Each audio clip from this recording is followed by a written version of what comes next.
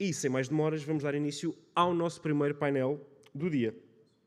O nosso primeiro painel vai discutir o papel do financiamento por terceiros na viabilização de litígios de massa, destacando oportunidades e desafios económicos, e sob a moderação da professora Paula Vaz Freire. Uma salva de palmas.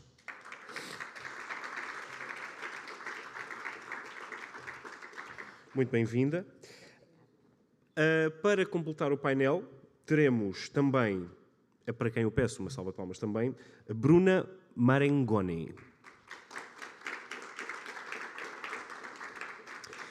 Eduardo Maneira. O Ministro do STJ, João Otávio de Noronha. E Mariana Melo Egídio. Também teríamos o professor da Universidade de Macau, João Ilhão Moreira, mas infelizmente por motivos de atrasos de voos, pronto, enfim, essas coisas todas, ele não pôde estar connosco, mas deixou-nos um vídeo de motivação que passamos a mostrar.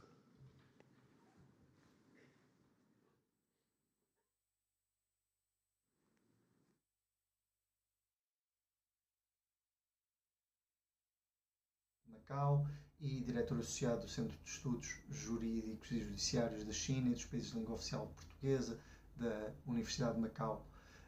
Infelizmente, não posso hoje estar, como estava planeado, presente no painel dedicado ao financiamento de litígios por terceiros, devido a um cancelamento do meu voo. Ainda assim, deixou-me a Luísa Cunha o desafio de deixar aqui algumas ideias para início de debate e algumas questões. De facto, o tema de financiamento de litígios é um tema que me é muito caro. Eu encontro-me presentemente a desenvolver um projeto de investigação nesta área, especificamente dedicado ao mercado de financiamento de litígios na China continental, que estou a desenvolver com dois colegas chineses. Ora, eu gostaria de deixar aqui para debate duas questões que eu planeava abordar no âmbito da minha intervenção. A primeira prende-se com a questão de saber porque é que determinadas jurisdições têm visto um crescimento muito grande desta indústria, enquanto outras jurisdições, de facto, não têm tido grandes desenvolvimentos. A China, de facto, é um desses exemplos, mas há muitas outras jurisdições em que, apesar de haver um número muito elevado de processos, não tem havido as tentativas de criar este tipo de empresas não têm tido um nível muito elevado de sucesso. Ora, era portanto esta a primeira das questões que eu deixaria ao painel, saber qual, na sua opinião, é a razão que justifica vermos em determinadas jurisdições um crescimento muito grande desta indústria, em outras não. A meu ver, há várias questões relacionadas com a natureza do sistema jurídico, a organização do mercado de capitais dessa jurisdição, questões também relativamente ao mercado jurídico construído de forma mais ampla, que justificam e que permitem perceber porque é que determinadas jurisdições têm visto um crescimento muito grande desta indústria. A segunda questão prende-se com aquilo que eu penso ser o tema mais premente relativamente ao financiamento de litígios por terceiros, que se passa pelas questões relacionadas com a regulamentação e a regulação desta indústria. E há aqui vários temas que podem ser abordados. Eu deixo três em que eu gostaria de ouvir especialmente o painel. Um prende-se com a questão do dever de revelação, de que um autor, uma parte se encontra a ser financiada. Tem havido, designadamente em arbitragem comercial, um crescente entendimento que, de facto, uma obrigação de uma parte indicar que está a ser financiada. tem havido alguma resistência compreensível por parte da indústria relativamente a esta questão.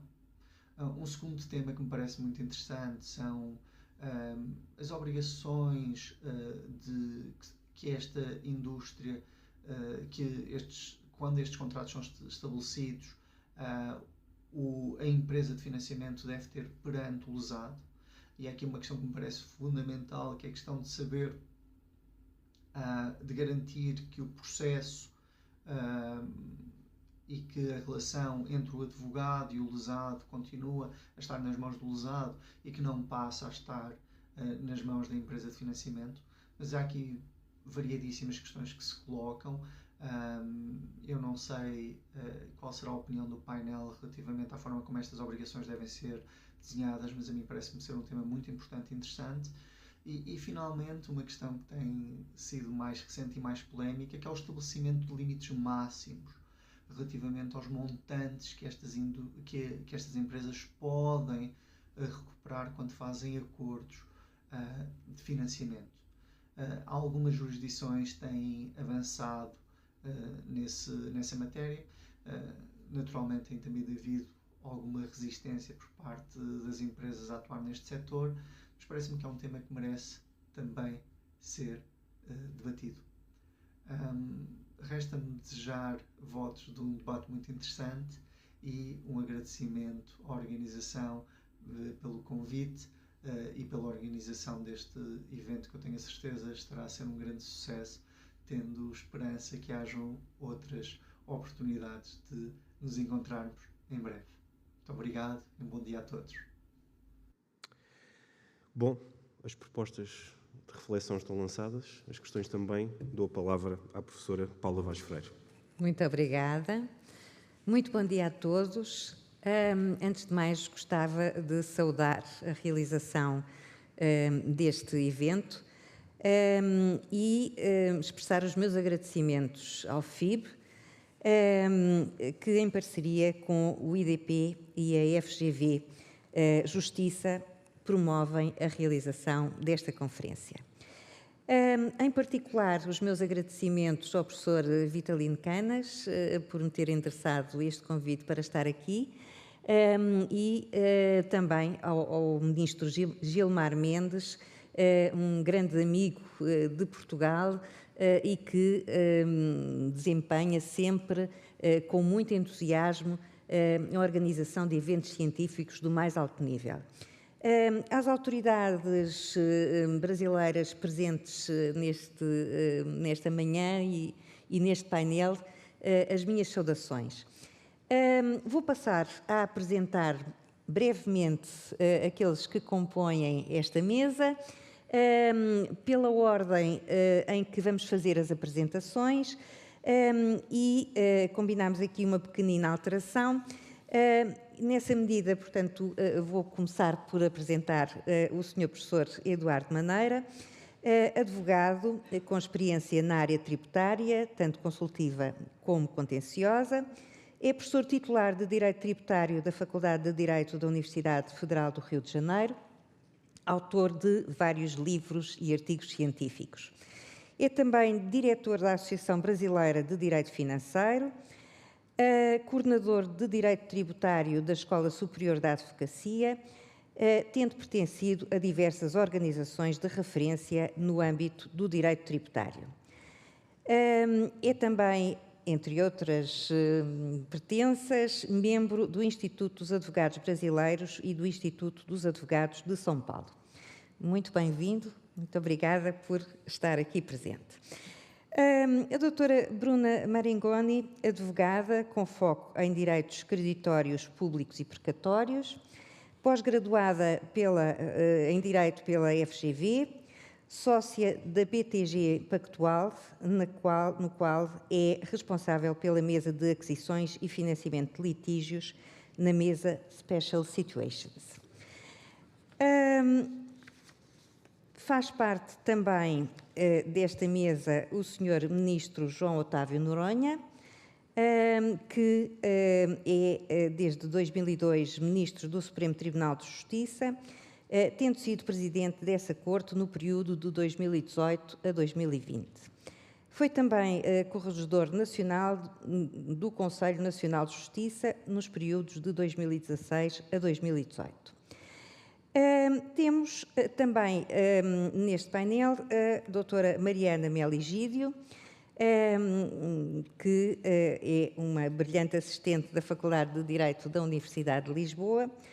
Aliás, foi minha aluna e posso testemunhar que já nessa altura, portanto, era uma promissora estudante de Direito e tem sido, portanto, uma brilhante investigadora e tem-se dedicado na área dos direitos fundamentais, do direito público, também a estudar as questões que nos trazem aqui hoje. O painel, este painel, portanto, no âmbito dos litígios de massa e dos impactos económicos e sociais dos litígios de massa, tem por tema o financiamento do custo processual de litígios por terceiros. E eu atrevia-me a dizer que é, se calhar, uma das questões mais sensíveis das ações coletivas e também das mais polémicas, porque suscita um conjunto de questões de várias dimensões que nos convocam à reflexão. Mas não vou tomar mais tempo e vou deixar os especialistas pronunciarem-se sobre o assunto e, nessa medida, portanto, passaria a palavra ao Sr. Professor. Faz favor. Muito obrigado. Eu vou falar. Muito bem. Pedir licença. Bom dia a todas e a todos. É um enorme prazer e honra estar presente nesse evento do FIB. Gostaria de, antes de iniciar, agradecer o convite que me foi formulado pela professora Cristiana Galvão, agradecer aos diretores do FIB, na pessoa do professor Vitor Canha, professor Eduardo Jorge, professor José Roberto Afonso, cumprimentar a todos da mesa, ministro João Otávio Noronha, a presidente, mediadora Paula Vaz Freire, Bruna Marangoni e Mariana Melo Egídio. E ao, não sei se está nos ouvindo, o João Ilhéu Moreira, que está por vídeo. Nós não combinamos o que iríamos dizer cada um, mas numa breve conversa que tivemos no café, parece que vamos falar coisas distintas sobre o mesmo tema. O que eu preparei foi uma abordagem desse tema, o financiamento do custo processual de litígio de terceiros. O que eu preparei foi a litigância predatória sendo financiada por terceiros. Então, nós temos que distinguir aqui, o ministro Cueva diz, quando se fala de litígio de massa, normalmente, não necessariamente, ao se falar em litígio de massa, nós estamos falando em litigância predatória. Ontem nós tivemos aqui a manifestação do Ferrari da Conexis, que diz que o setor de tele tem 345 milhões de contratos vigentes. Nós estamos num país em que nós temos mais, no Brasil, nós temos mais celulares do que brasileiros. Então, é comum que haja um litígio de massa em torno desse universo de contratos, de relações de consumo no Brasil. Mas eu vou me ater ao financiamento da litigância predatória. E, para isso, eu vou dividir a minha apresentação em 4 partes. Na primeira, nós vamos fazer um breve histórico do financiamento do litígio por terceiros de um modo geral. Na segunda, vamos expor as 3 fases do acesso à justiça no Brasil, na segunda metade do século XX até os dias atuais. Na terceira parte, o cenário atual do financiamento das chamadas demandas frívolas, que caracterizariam o abuso do direito de demandar. E, na quarta parte, as conclusões. Então, um breve histórico do financiamento do custo processual por terceiros, que a doutrina tem como marco o IPO na Inglaterra de uma empresa chamada Juridica Investments, que é considerado na doutrina o início, vamos dizer assim, profissional do que se chama TPF, Third Party Funding. Lembrando que isso teve origem na Inglaterra, um país de tradição de common law, e onde havia uma rejeição social a um litígio dessa ordem. Era considerado, vamos dizer, anticristão, havia uma proibição desse tipo de litígio. Qual tipo de litígio? Você iniciar um litígio em troca de um resultado financeiro, uma expressão inglesa, champerty, que era considerado, deveria ser proibido o champerty para proteger os ingleses dos demônios. Então, este país que tinha, numa tradição de common law, um repúdio a esse tipo de litígio, foi quem iniciou, pela doutrina, o financiamento de processos de terceiros. Sob qual fundamento o financiamento de terceiros? Ampliar o acesso à justiça e permitir a participação de dois grupos, o acesso de dois grupos, aqueles que não tinham condições financeiras ou aqueles que teriam pouca tolerância ao risco de um custo do processo, e nós sabemos que o custo do processo na Inglaterra e nos Estados Unidos é muito mais elevado do que no Brasil. Quem seriam os financiadores? As instituições financeiras, sociedades empresárias, associações e até mesmo pessoas naturais. Quais são as características essenciais desse financiamento por terceiro? O financiador compartilha ou assume integralmente o risco com o financiado. E a alta lucratividade. Os riscos compensam, né? Então, essas seriam as características. E esse financiamento de terceiros estaria lastreado por que tipo de contrato? Qual o contrato entre o financiador e o financiado? Temos várias modalidades, talvez isso a Bruna possa dizer melhor. Sociedade em conta de participação, cessão parcial de crédito, pactuação com promessa de pagamento futuro, cessão fiduciária de crédito e até mesmo o financiador como legitimado extraordinário. E aqui uma questão importante. Nós não temos no Brasil uma regulamentação sobre o assunto. Há uma ausência normativa sobre o assunto. Qual é a grande discussão? Eu vou só pontuar e não vou me adentrar, porque não é esse o objeto da minha fala. A grande discussão hoje, em termos gerais, do financiamento de terceiro é na arbitragem, o dever de revelação, porque o princípio da confiança é fundamental na arbitragem, a independência e a imparcialidade do árbitro é fundamental na arbitragem.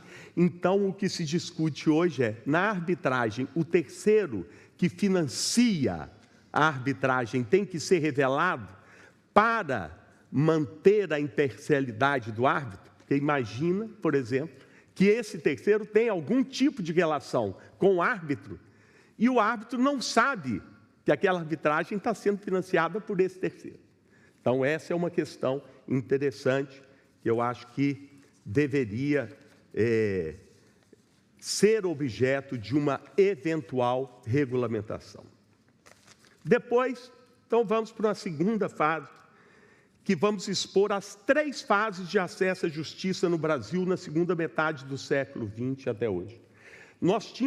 Há uma farta doutrina de processualistas da dificuldade de acesso à justiça até a segunda metade do século XX no Brasil. Quem tinha acesso à justiça eram os ricos, né? Mas, depois, eu deixaria como marco a redemocratização do Brasil, sobretudo o advento da Constituição de 88, o acesso à justiça se tornou amplo. E se tornou amplo e realmente esse acesso passou a ser exacerbado. Nós tivemos, mas não de litígio predatório, mas o litígio de massa legítimo.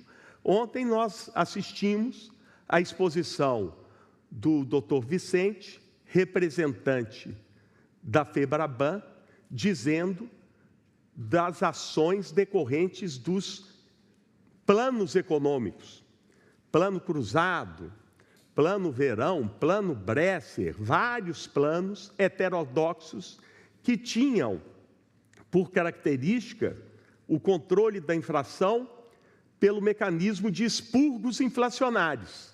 E esses expurgos inflacionários geraram milhares de ações, segundo informações do Vicente, 1,5 milhão de ações no âmbito do sistema financeiro, isso sem tirar as ações trabalhistas decorrentes desses expurgos inflacionários, com as repercussões do expurgo inflacionário na correção da caderneta de poupança, na correção do fundo de garantia tempo de serviço e na correção dos salários que tinham uma política de indexação.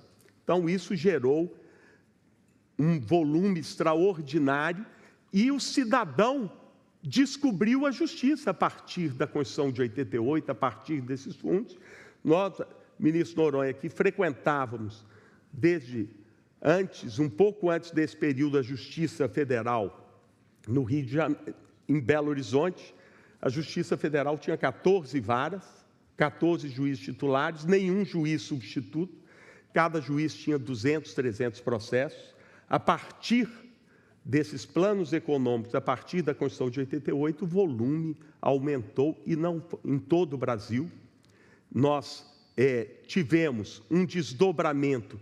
O antigo Tribunal Federal de Recursos, eu aprendi com o ministro Noronha, teve a sua competência desdobrada em 5 tribunais regionais federais, passamos a ter o Superior Tribunal de Justiça, e mesmo assim o volume de ação só aumentava. Então, se havia um problema, num primeiro momento, de acesso à justiça, passou o problema a ser não o de acesso, mas, como se disse ontem aqui, você entra na justiça, mas uma dificuldade de encontrar a porta de saída, tendo em vista o volume de ações. Mas vários mecanismos foram pensados e criados para lidar com esse excesso de demanda. Demandas legítimas, nós ainda estamos no campo das demandas legítimas. Então, nós tivemos, em 1990, o Código de Defesa do Consumidor, que possibilitou a tutela coletiva dos direitos individuais homogêneos, a emenda constitucional número 45, que trouxe a repercussão geral, depois nós tivemos o recurso repetitivo e depois o CDC de 2015 também, que trouxe mecanismos para decidir, seja em sede de controle concentrado, seja em sede de controle difuso, mas por esses mecanismos de repercussão geral e de recurso repetitivo, uma decisão ter um efeito para além daquele processo, para ter efeitos em todos os processos que tivessem o mesmo objeto. Eu me lembro, tive a oportunidade de fazer, na época, em 1993, a primeira ação declaratória de constitucionalidade, a ADC número 1, que tinha por objeto, ministro Rezec, a constitucionalidade da Lei Complementar 70 de 91, que instituiu a COFINS.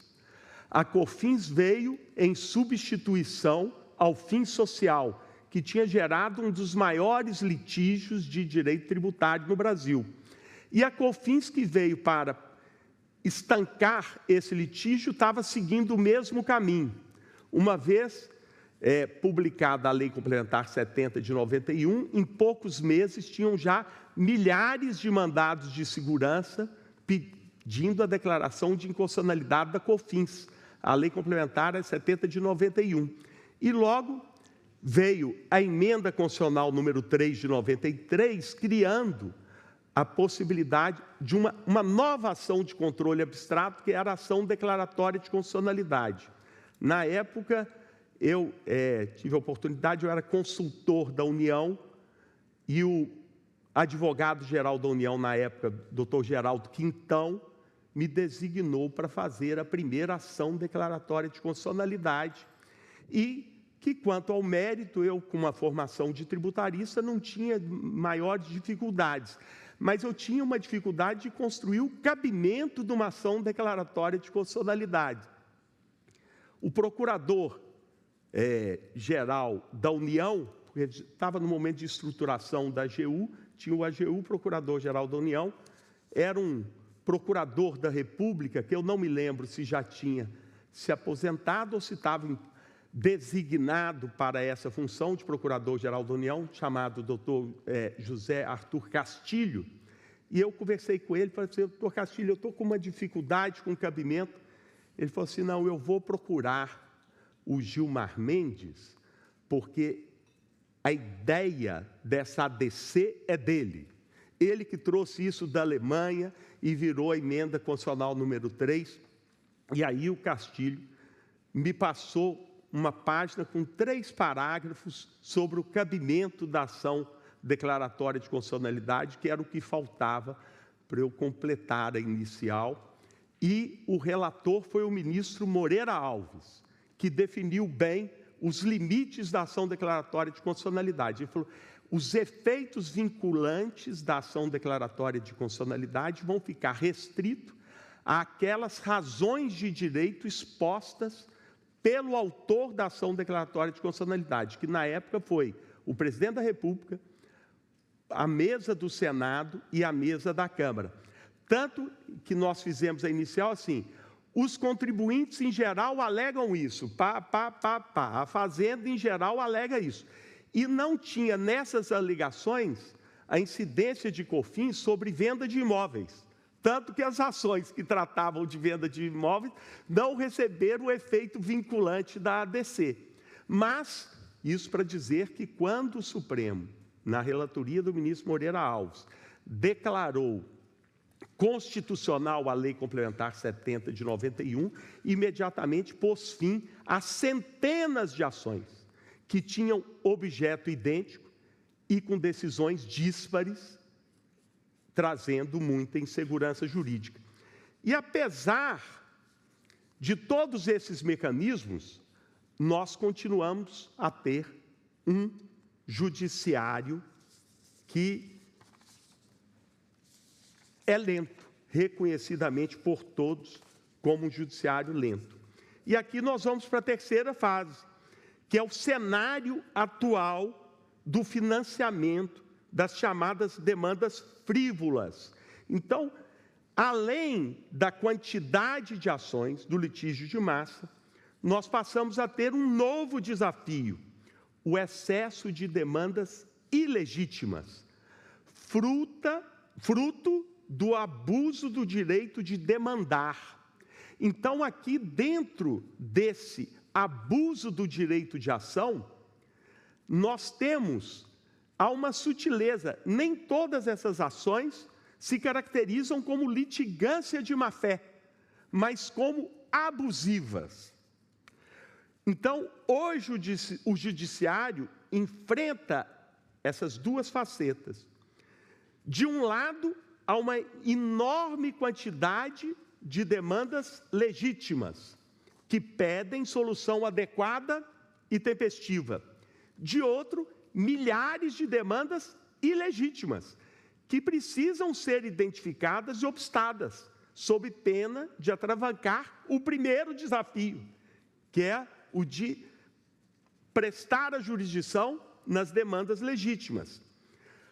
Os tribunais têm reagido rapidamente e, por meio do centro de inteligência, a inteligência aqui vale para o abuso do direito de demandar e para também o combate a esse abuso.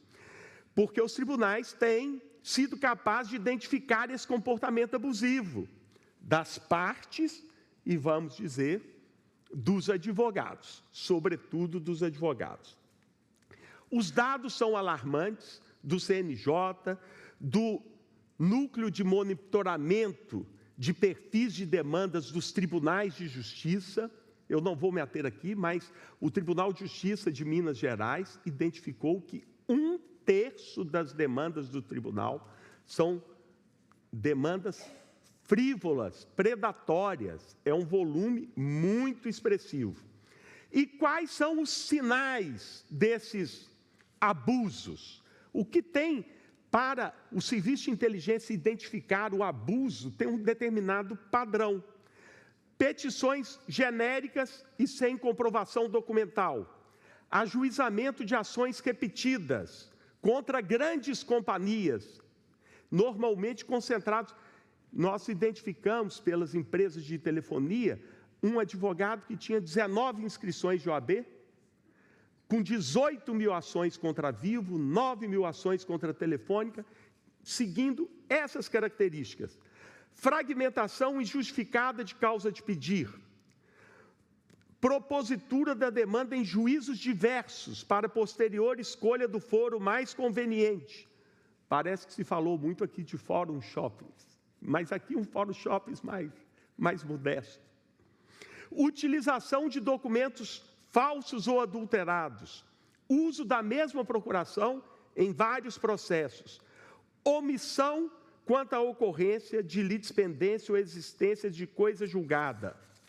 Aqui, nós temos uma questão muito interessante, que eu vou, dessas características, eu antes de vir para cá, fiz uma pesquisa no Google, assim, perdi o meu voo, ou o meu voo atrasou. Eu vou ver se eu localizo aqui, mas na hora que você pede no Google, é com muita rapidez que vem toda a orientação. Eu joguei no Google e tem assim, meu voo atrasou, quais os meus direitos? Seu voo atrasou, você pode receber até R$10 mil sem nenhum risco. Conheça todos os seus direitos aqui. E vem o passo a passo. Descubra o seu direito, envie o seu caso, a gente resolve e receba a sua indenização ou não pague nada. Então, está aqui a caracterização do financiamento de terceiros. Do financiamento de terceiros. Quem está financiando? O advogado, a empresa.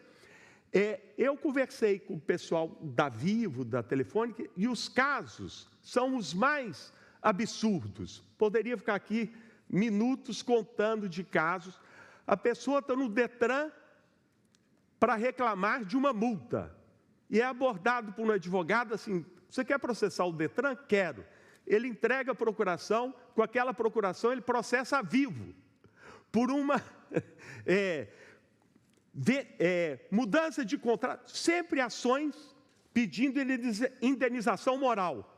Esse rapaz que tinha uma multa da sua moto e que pessoa que estivesse processando o Detran para se livrar da multa, processou a Vivo e foi condenado por litigância de má-fé. Perdeu a moto, porque a moto ele só descobriu que tinha sido derrotado numa ação de indenização quando foram penhorar a moto dele. Mas eu falei assim, não, eu estava só discutindo a multa, porque eu acho que eu não atravessei o sinal vermelho. Não, você processou a Vivo por aquela operação, venda casada e alteração unilateral de contrato, que você pediu a indenização de danos morais de R$50 mil, foi detectada a litigância de má-fé. Então, a litigância de má-fé vamos dizer assim, um passo além da demanda frívola, mas que normalmente são manejados pelo mesmo tipo de escritório. Recentemente, ministro Noronha, eu estava aguardando a minha hora de fazer sustentação oral numa Câmara Civil, de Direito Público, no Tribunal de Justiça, em que surgiu uma questão interessante. A procuradora do Estado do Rio de Janeiro estava agravando de uma decisão do juiz de primeiro grau que tinha determinado o Estado de comprar canabidiol importada num custo de R$140 mil para um tratamento de fibromialgia. E ele dizia, um médico, o laudo médico, que esse remédio, daquele laboratório específico, era o único tratamento possível para aquela moça que sofria de fibromialgia. E a Procuradoria do Estado, por um serviço de inteligência, demonstrou nessa vara civil, me lembro, o presidente da Câmara Civil era o desembargador Ibrahim, que ficou assim, ela falou assim, olha, nós identificamos que a autora da ação, que conseguiu a liminar para receber esse canabidiol a um custo de R$140 mil, mora no interior do Rio de Janeiro, Campos dos Goytacazes, e o médico que diz que aquele era o único remédio que iria salvar a vida dela, é um médico que fica em João Pessoa. E foi uma consulta online de 10 minutos. E detectou-se depois que esse mesmo médico tinha mais de 600 liminares no Rio de Janeiro, sempre por consultas online, e era sempre o mesmo laboratório, e que a cifra dessas liminares já passavam das centenas de milhões de reais. Então, vê-se a gravidade do assunto e como isso tem sido utilizado de forma abusiva. Eu não vou, acho que eu já passei do meu tempo, eu vou concluir dizendo algumas conclusões que me parecem óbvias, que o abuso do direito de demandar obstaculariza o acesso à justiça do cidadão que não abusa do seu direito. Em razão do abuso perpetrado de forma reiterada por muitos, a prestação jurisdicional tem sido mais lenta e menos efetiva, o que é razão suficiente para que todos os esforços sejam vertidos à repressão da litigância predatória. Em boa hora, minha posição pessoal, o Superior Tribunal de Justiça está examinando o tema repetitivo 1198. Dali sairão importantes balizas e direcionamentos para os magistrados do país, no que toca às possíveis providências a serem tomadas para refrear a litigância predatória. A reação é bem-vinda, pois o que não se pode admitir é que o nosso poder judiciário seja vitimado pelo abuso do direito de demandar. E concluo com uma última frase. A Ordem dos Advogados do Brasil tem o dever de participar dessa luta para identificar os advogados que praticam essa abusividade tão lesiva ao nosso judiciário. Muito obrigado.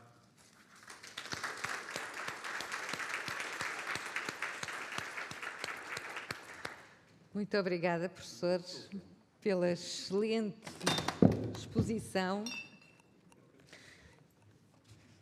e por, de facto, nos ter, de uma forma muito clara, muito rigorosa, ter explicado esta questão e a dimensão que esta questão tem no ordenamento jurídico brasileiro. Muito obrigada, professor. Passo a palavra, então, à doutora Bruna.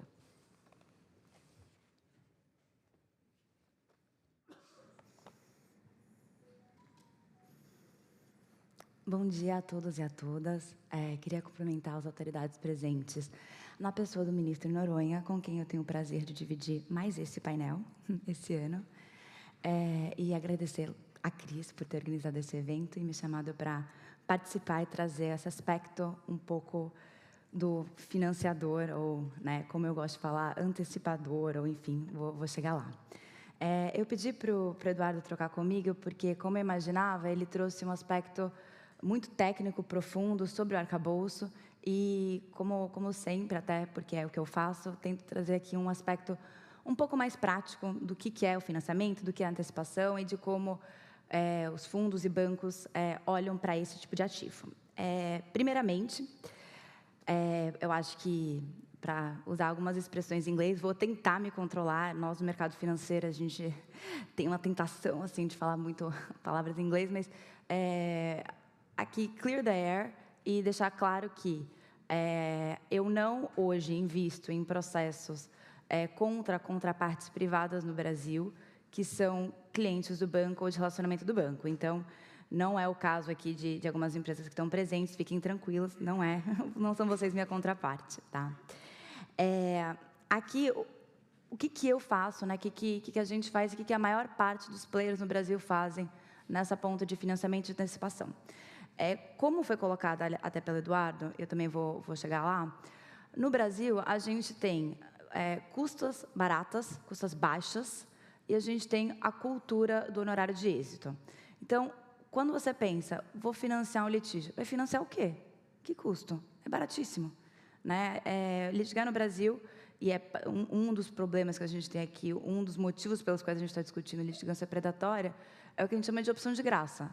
É muito fácil você entrar com um processo, perde-se muito pouco, até em relação à sucumbência, perde-se muito pouco ao entrar com uma demanda certa ou errada que você perde-se muito pouco em prolongar o litígio, recorrer, e até hoje, até em grande parte das demandas, até o índice de correção monetária, realmente assim, é muito fácil a gente acessar a justiça no Brasil, o que não necessariamente é ruim.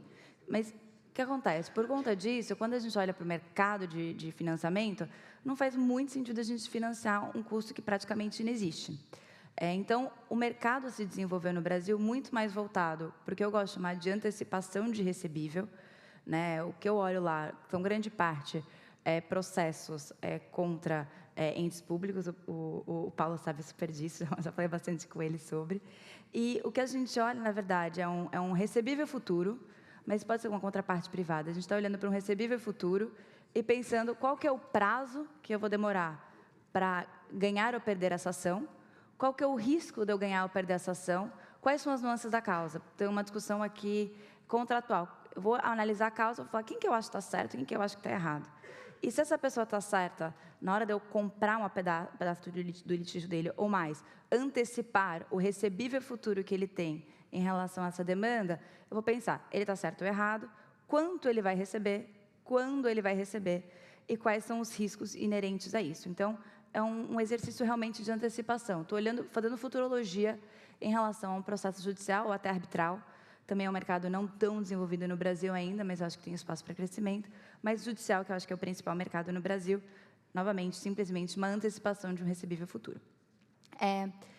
E grande parte, então, hoje do mercado é mais voltado para isso. As estruturas são infinitas, mas a mais comum é uma simples cessão de direitos creditórios, parcial ou total. Vou comprar um percentual desse direito creditório, vou antecipar uma parte e ficar com uma parte lá na frente. Posso fazer um instrumento de dívida, como colocado pelo Eduardo. Normalmente, essas estruturas, elas tomam o risco do litígio. Então, ao você fazer um instrumento de dívida, tem uma dificuldade maior de você não cobrar essa dívida caso o litígio seja perdido, a contraparte fique exposta. Então, não é um mecanismo tão usual, mas às vezes é feito, e aí o direito creditório, o recebível daquele direito creditório, ele vem como uma garantia, uma cessão fiduciária desse recebível. Então, hoje no Brasil, grande parte dos players, dos bancos e dos fundos, olha mais para essa estrutura de antecipação e menos para custo. Já nos Estados Unidos, Europa, Inglaterra, onde esse mercado é um pouco mais sofisticado em relação a estruturas e em relação à quantidade de pessoas que participam e até em relação à evolução de como eles encaram não só o processo, mas o exercício da advocacia. Na Inglaterra, tem uma disposição que não advogados podem ser donos de escritório. Então, é uma visão totalmente diferente do que a gente tem no Brasil sobre a atividade advocatícia. Se eu tenho um escritório que pode ser detido por uma pessoa jurídica que não é um advogado, pessoas físicas, né, não advogados, e, portanto, por uma pessoa jurídica, o que vocês imaginam? É óbvio que o mercado se regula, se arbitra, e vão ter financiadores que, ao invés de financiar um escritório, vão ser donos do escritório. Se eu posso, farei. Né? Podem ter certeza que o mercado, que ele pode fazer, vai fazer. Então, por conta disso, por que isso foi evoluindo dessa forma? Justamente porque os custos são elevadíssimos, a cultura de honorário de êxito, ela quase não existe. Quando ela existe de uma forma parcial. Então, é muito comum você ver, nesses países, estruturas onde eu pago o advogado por hora, no começo, e parte eu pago no final. Então, é muito difícil os escritórios não tomarem 100% o processo no risco, por assim dizer. E aí, como é que faz, né? Tentei até, vou trazer aqui um exemplo, eu espero que um pouco incontroverso, vamos ver, mas vamos pensar numa pessoa, num inventor genial, brilhante, que criou uma tecnologia de outro mundo lá e registrou sua patente. Nos Estados Unidos, né, Europa, etc. Ele registrou sua patente, está super feliz ali com a sua invenção, e aí, sei lá, a Apple vai lá e começa a usar a patente dele. E aí, começa a usar, e ele fala, pô, mas é minha patente, né? Ele está ferindo aqui. Eu que inventei, você tem que me pagar pela minha invenção, esse é o meu direito. O direito ele tem, todo mundo concorda. Aí ele vai entrar com um processo. Ele tem que, numa discussão de propriedade intelectual, propriedade industrial, a quantidade de perícia prévia que você tem que fazer na maior parte dessas jurisdições. Os advogados são super especializados. E mais, o sistema, ao contrário do brasileiro, o sistema fora do Brasil, nessas jurisdições, ele desincentiva a prolongação do litígio. Ele faz com que cada momento que você passa processual, tem várias etapas processuais, nos Estados Unidos tem o motion to dismiss, logo no início da ação você vai decidir, essa ação vai ou não vai prosseguir? Se eu tenho essas barreiras de entrada, né, como que eu faço assim para... quanto mais eu avanço nisso, mais custoso é, porque eu preciso de mais advogados que não topam no êxito, eu vou ter mais custos para entrar com isso. E aí, o que as empresas costumavam fazer? E eu realmente coloquei a Apple aqui de exemplo, mas nem sei se eles fazem isso. Então, vou falar empresa genérica também, para não arrumar nenhum inimigo. Vamos tentar. O que as empresas faziam? Elas simplesmente usavam o poder que elas têm. Postergavam o litígio. Vou fazer 1000 perícias. Vou contratar 1000 advogados. Vou discutir jurisdição. Iam prolongando o litígio e a pessoa que tinha feito a invenção, que teve a sua patente quebrada, simplesmente não conseguia ter acesso à justiça por conta da quantidade de custas que ela tinha que ter, e ela não tinha, até porque a patente dela está sendo ferida, ela não está recebendo nada por isso.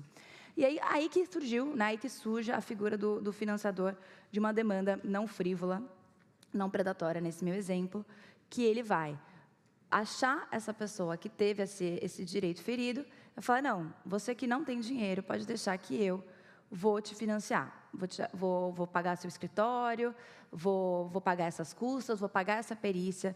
Se a empresa contraparte quer alongar isso 1, 2, 10, 20 anos, estou contigo e, em troca, eu vou ter uma parte do processo lá na frente.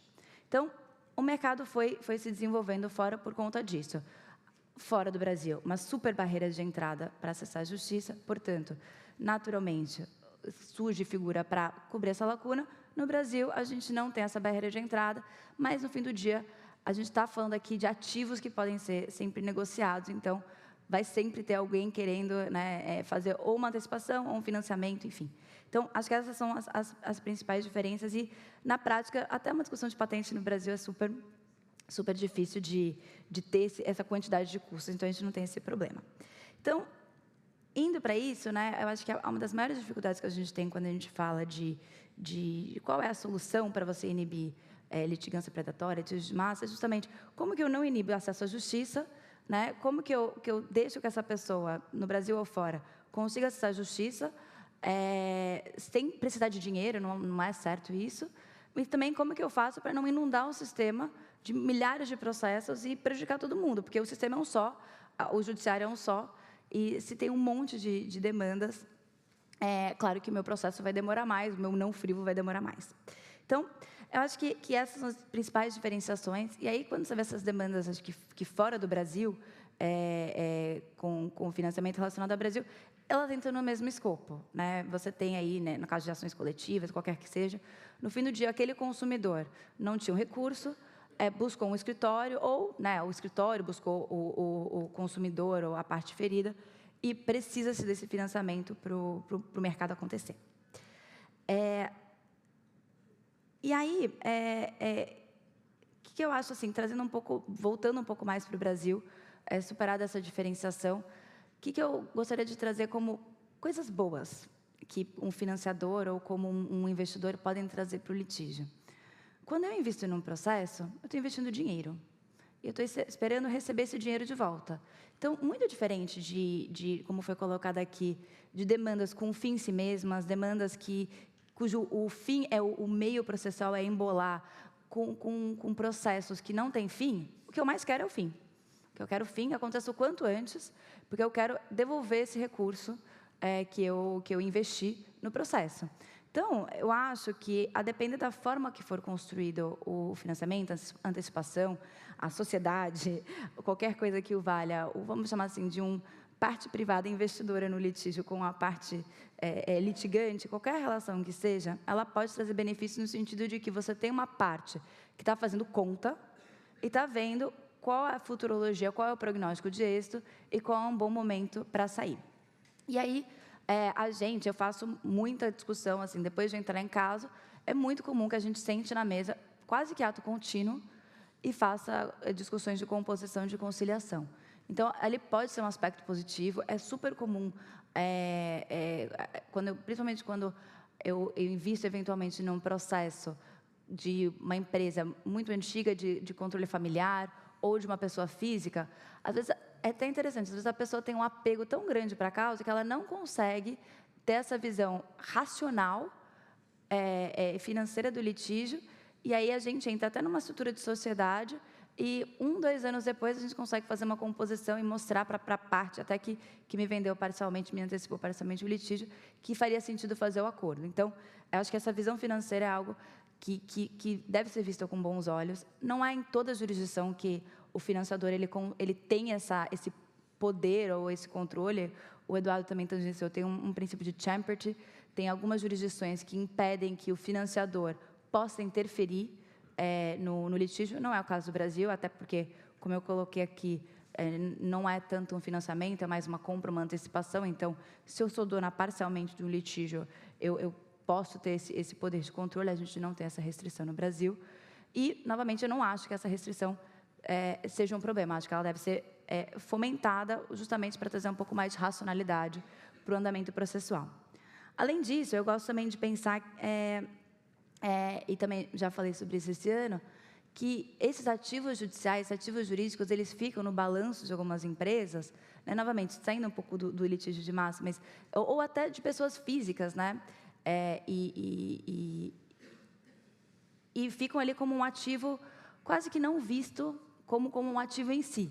É super comum você fazer uma antecipação de um recebível futuro, um contrato de empréstimo, multa, alguma coisa assim, né? As empresas fazem isso, mas não olham para o litígio como um ativo que está ali parado no balanço.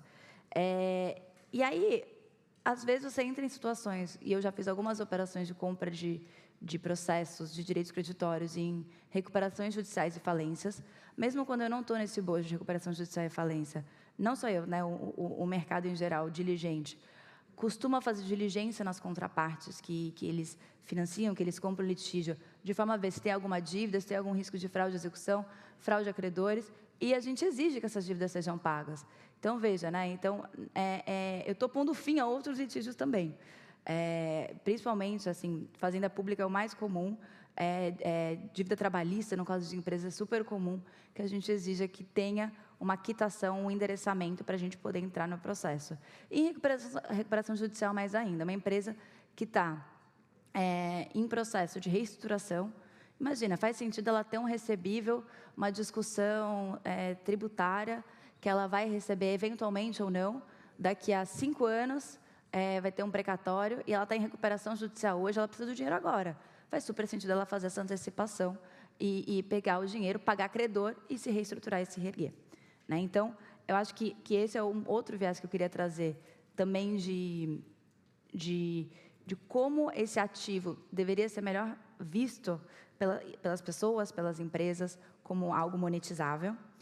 E aí, por fim, algo que a gente tem visto bastante, que é até a triangulação até em discussões privadas, e eu já fiz uma operação de contraparte privada que a gente conseguiu fazer, que era uma empresa, tinha uma disputa com outra empresa, e a gente entendeu quais eram as divergências. Foi quase uma mediação financeira. Isso acontece também, de entrar numa ponta do litígio, já sabendo qual que é a outra ponta. Às vezes as pessoas, por questões pessoais, não querem estar na mesma mesa, né? Até por isso que eu acredito sempre em mediação, em conciliação, em essas soluções consensuais mais avançadas, mais modernas, porque justamente eu já vi isso na ponta de investidora, na ponta de que, às vezes, uma parte e outra parte simplesmente não conversam e a gente consegue, novamente, trazer um pouco de racionalidade.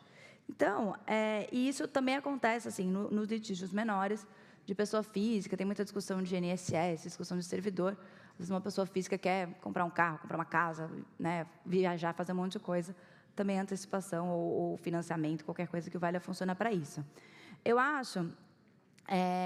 quis trazer um pouco essa diferenciação, justamente porque esse mercado ele existe há muito tempo no Brasil, acho que até está colocado, eu mesmo trabalho com isso há um pouco mais de 12 anos, mas o mercado deve existir no Brasil há quase 20 anos, novamente, nessa ponta de antecipação, porque é assim mesmo que funciona no Brasil.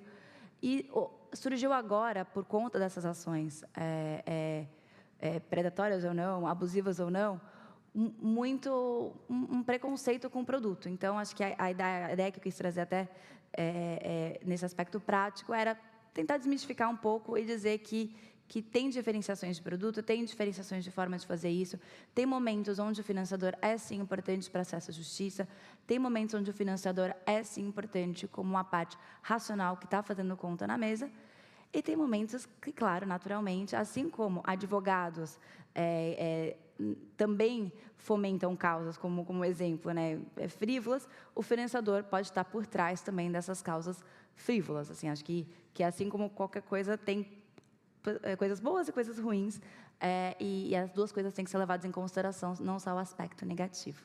Obrigada.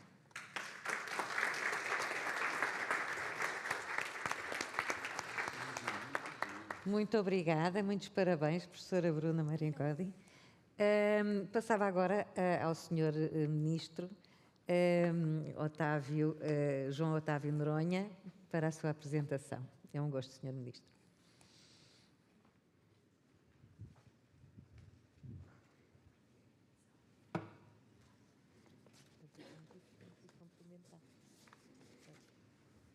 Bom dia a todos. Eu começo por saudar os meus pares aqui neste painel, a professora Paula Vaz, a doutora Bruna Morigoni, meu amigo e companheiro Eduardo Maneiro, que está se tornando o herdeiro do Barroso, divide as palestras em fase. Ele dividiu em 4, a minha são 12. A doutora Mariana Egídio, aqui da Universidade de Lisboa, prazer estar neste painel, e também saudar os amigos aqui presentes, o professor Vitalino Canas, que é o presidente do FIB, o doutor Francisco Rezé, que é meu conterrâneo, Minas Gerais. Dizem que até falta educação falar que é de Minas, porque pode ofender quem de lá não é. O nosso estimado Procurador-Geral da República, doutor Paulo Gonet, aqui branco, o meu amigo doutor Maurício Campos, um brilhante advogado de Minas, aqui presente também, doutor Eduardo Jorge, e saudar meu genro aqui, Eduardo Oliveira, também presente, sempre me acompanhando nessas viagens. Bom, o tema já foi muito bem explorado. Eu vou traçar alguns pequenos detalhes que eu acho que pode ter sobrado espaço para se falar. A primeira coisa é que a gente precisa caracterizar bem financiamento de terceiro, third party fund. Terceiro é aquele que não integra a relação processual, não é parte. Então, esse financiador, esse funder, como se fala em inglês, não integra a relação processual. Se não integra, não é assistente, não tem participação como terceiro no processo. ele é um terceiro na relação de direito material. Ele faz um contrato com o financiado, um contrato que é estranho à lide, estranho ao processo. Bom, esse terceiro financia com qual propósito? Participar do resultado do processo. Ele vai participar do resultado do processo. Ele assume risco. Ele assume risco, que é muito importante. Mas o que é muito importante falar, que esse risco que ele assume não divide com a parte. Porque se perder a ação, esse financiamento é como um finance project. Ou seja, você não financia o devedor ou a parte pela qualidade de parte, pelo patrimônio. A parte pode até não ter patrimônio para ressarcir, porque, de regra, não tem devolução do dinheiro financiado. Esse é o charme desse instituto. Eu diria, no direito americano, que é um financiamento no recurso, ou seja, não se devolve, financia-se um projeto. Esse projeto é um projeto jurídico. Se perder a ação, perdeu o capital investido. Por isso, é preciso entender, financiamento de terceiro. Hoje tem muitas empresas, é preciso ter muito cuidado. E as empresas que financiam usam tecnologia avançada, usam inteligência artificial, faz análise. E não basta fazer análise do financiado. O financiado tem um bom direito, mas a outra parte é insolvente, a outra parte não tem recurso. Se que vale financiar um litígio desse, cujas chances de retorno do capital investido é nenhuma. Isso me parece muito importante de se falar.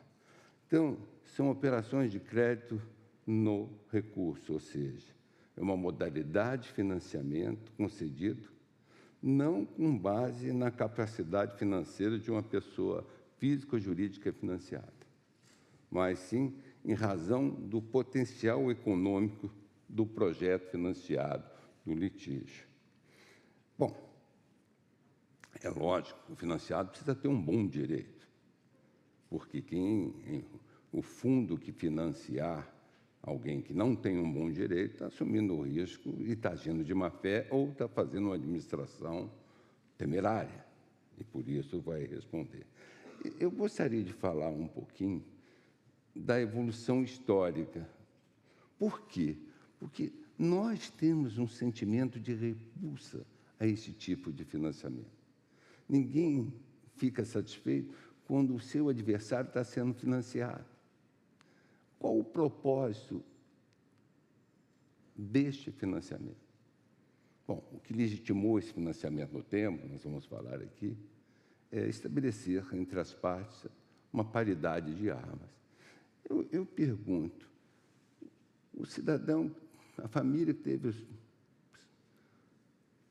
o seu líder, o seu chefe de família, atingido pela catástrofe de Mariana, de Brumadinho, ele tem a mesma condição que a Vale para litigar em juízo? É claro que não.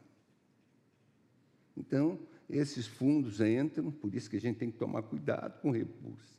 Eles entram para financiar essas pessoas que não têm dinheiro para contratar um bom advogado, que não têm dinheiro para contratar um bom parecer, um parecer de um jurista de renome. O fundo estabelece a chamada igualdade das partes, ou paridade das armas, em sentido substancial, não uma igualdade meramente formal. Pois bem, é interessante notar que essa repulsa vem desde o começo.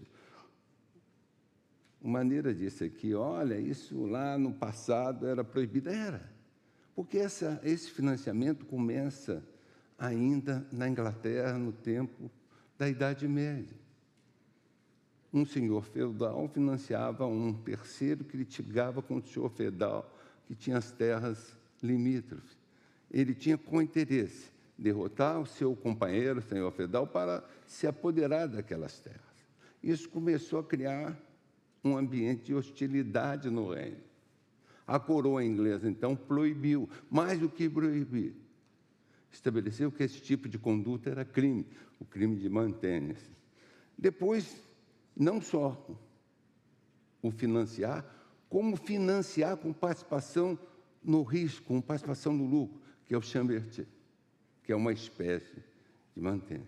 Bom, e por muitos anos isso ficou vedado.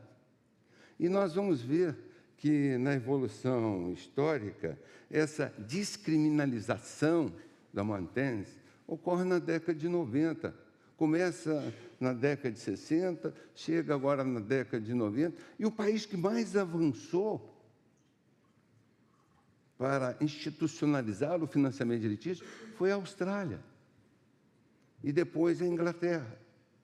Interessante, os Estados Unidos, pela sua estrutura, pela estrutura jurídica que ele adota de federação, tem Estado que permite, tem Estado que não permite, e tem uma peculiaridade.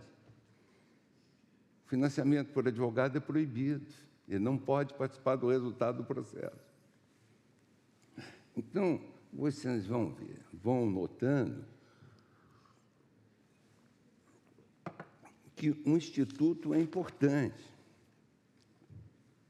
e se mostrou hoje muito vigoroso, muito utilizado. Hoje o líder de financiamento terceiro é a Austrália, depois a Inglaterra. E se questiona, mas há normas regulamentando? No Brasil temos normas? Não. Nós temos o Estatuto da OAB que estabelece condutas éticas do advogado. Mas temos aqui proibição? Não. Nós não temos direta, mas nós temos proibições éticas e temos proibições legais que eu vou falar aqui a pouquinho, que é importante observar. Então, observe bem. Na Inglaterra, nós temos uma associação que regulamentou a conduta no plano ético dos agentes financiadores. E foi tão bem feito que todo mundo está seguindo. Se adota como se fosse uma lei, porque, na realidade, se traçou normas de condutas dos funders ou dos financiadores. Agora, olha que coisa interessante, como o Instituto vai evoluindo pouco a pouco.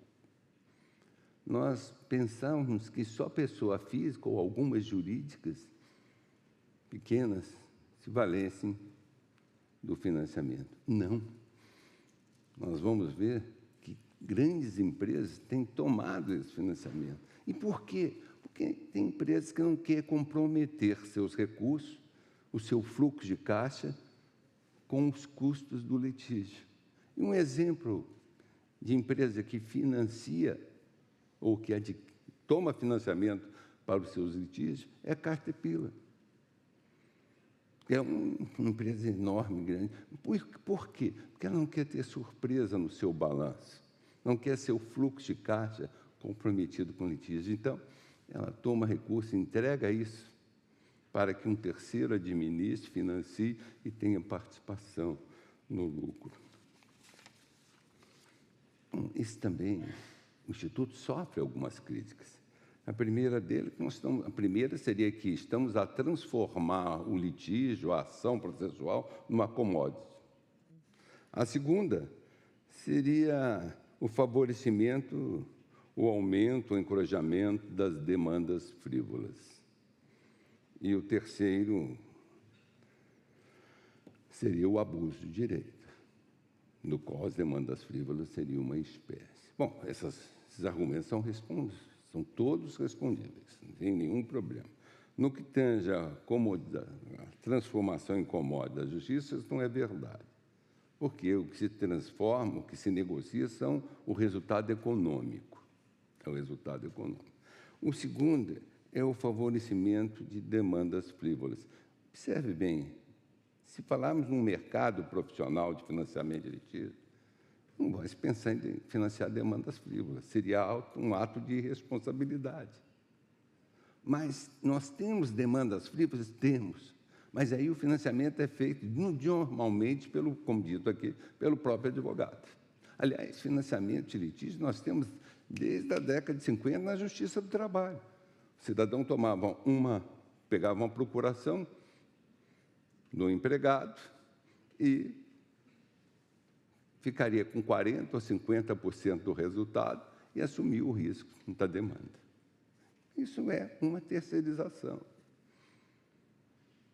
É uma terceirização exatamente em que o advogado, ao final, vai participar do resultado no processo. Mas eu volto a falar um pouquinho. Eu disse que todo o argumento doutrinário de que o financiamento de litígio favorece o acesso à justiça, traz a equiparação das partes, estabelece a paridade de árbitro, isso precisa ser analisado com muito cuidado. Num país, como bem disse aqui Maneiro, num país onde é fácil chegar à justiça, onde basta alegar a carência econômica para se ter acesso à justiça, onde a justiça gratuita funciona em larga escala, vejam as demandas no STJ. O Brasil facilita demais o acesso à justiça, basta a alegação. Isso me causa perplexidade, porque nós temos uma justiça atolada, morosa, muito morosa. Eu estou lá com 12 mil processos, eu recebo 160, 180 processos por dia. Quer dizer, um processo a cada 5 minutos das minhas 8 horas de trabalho, que não são 8, são 10, 12.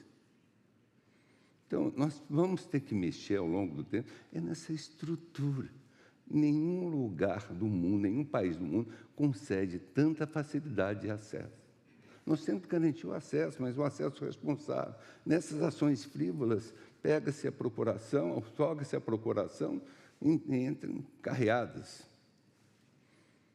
Isso é um sistema falido e prejudica quem verdadeiramente tem direito. Porque nós congestionamos, sem contar o custo do carregamento do processo, que é assumido pelo Estado. Isso é preciso ser enfrentado. Isso precisa... Então, eu volto àquela... Esse terceiro financiador, ele não é parte, não tem... Essa participação dele não tem nenhuma relação com os institutos da intervenção de terceiros, previsto no CPC, nem interesse econômico direto, nem interesse que justificasse a participação como assistente, porque não há interesse jurídico, pode ter interesse econômico. Portanto, não se legitima como assistente, mas é um sujeito oculto no processo. E aí uma questão interessante. Esse sujeito oculto que favorece uma das partes, fortalece uma das partes, quando essa parte vem a sucumbir, ele deve ou não deve responder pelo processo. Numa primeira vista, como um sujeito oculto, como um terceiro que integra a relação, todos pensam, não deve. Não deve, se não houver abuso processual. E a Inglaterra nos traz um caso bastante interessante, a briga entre Hamilton e Al-Fayed, em que Hamilton, um deputado, um legislador inglês, difamou muito fortemente Al-Fayed. Ele, então, entrou com uma ação pelos danos à sua imagem, perdeu na primeira instância, ganhou na segunda. E aí, Al-Fayed falou, eu tenho direito de me ressarcir dos custos do processo que foram elevados. Aqui foi uma litigância abusiva. Hamilton ganha na primeira instância, Al-Fayed perde na primeira instância, mas o tribunal vem e reforma. Não, aqui há de se justificar, porque o Al-Fayed tinha gasto muito dinheiro, em compensação, Hamilton tinha sido financiado por outros políticos.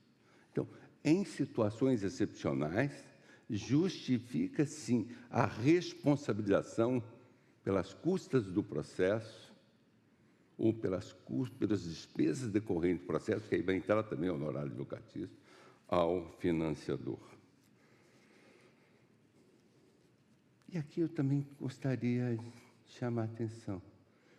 Posso eu alienar minha qualidade de parte no nosso sistema jurídico? Não. Há sistema jurídico que admite. Aqui vigora o princípio do artigo 18. Só nos casos excepcionais em que se admite terceiro agir em nome próprio pela defesa de terceiro. Essa é a regra, só em casos excepcionais.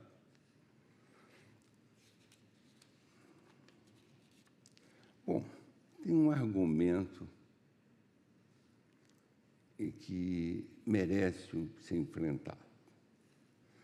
é o private enforcement.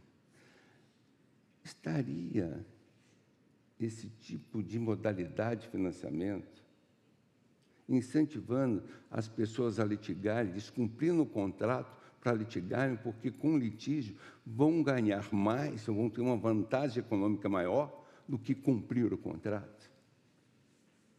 Essa é uma questão a ser enfrentada. Olha, não acredito que isso, pelo contrário.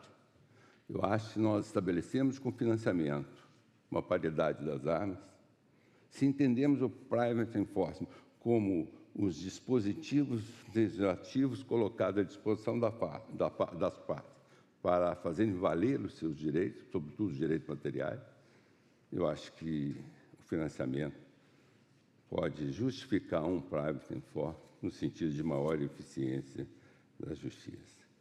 Agora, preste bem atenção. Qual esse terceiro, esse financiador, qual o limite de atuação dele no processo? Ele pode conduzir a causa segundo a sua estratégia? Ou ele está sujeito à estratégia? Tudo depende do acerto entre o financiador e o financiado. Lembre, esse financiamento é um contrato estranho à lide, posta em juízo, ou a lide que se discute na justiça paralela ou na arbitragem. Tudo depende do que se estabeleceu. É comum se entregar ao financiador a condução da causa. E se não entrega e a parte financiada viola ou contraria o interesse ou a orientação do financiador, vai se resolver em perdas e danos conforme ajustado, conforme se aferir nessa violação de regra contratual entre o financiado e o financiador.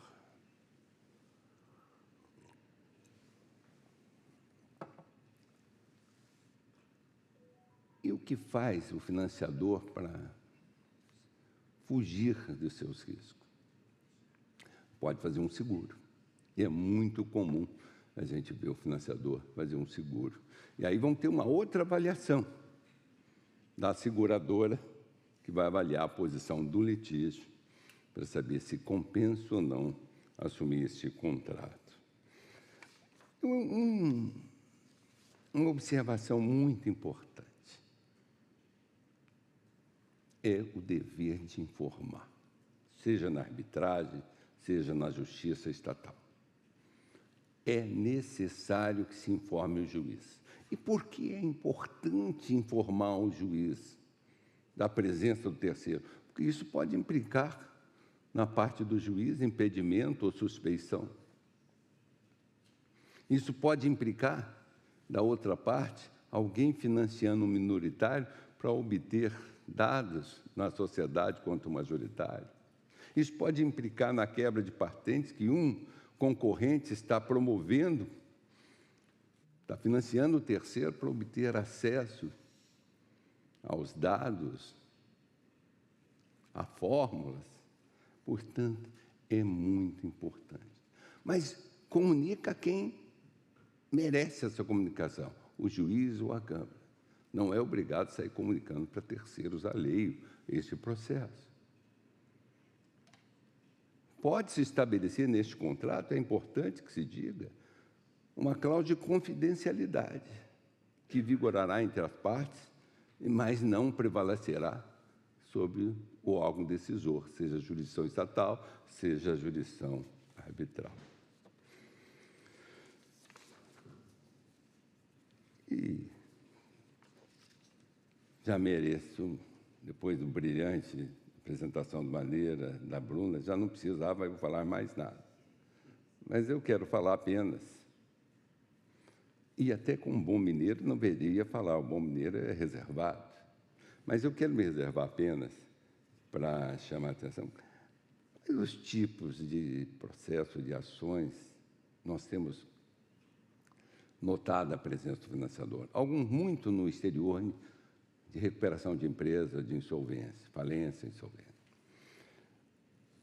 Nas ações coletivas, Esse caso de Brumadinho, de Mariana, especificamente, tem uma questão muito interessante.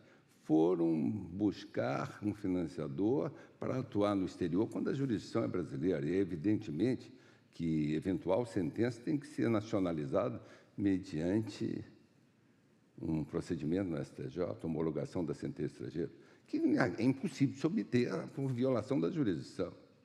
O fato ocorrido no Brasil com parte brasileira não justifica recorrer. E a jurisdição brasileira é lenta. Mas lento está lá, porque aqui já chegou a um acordo, e lá até agora não.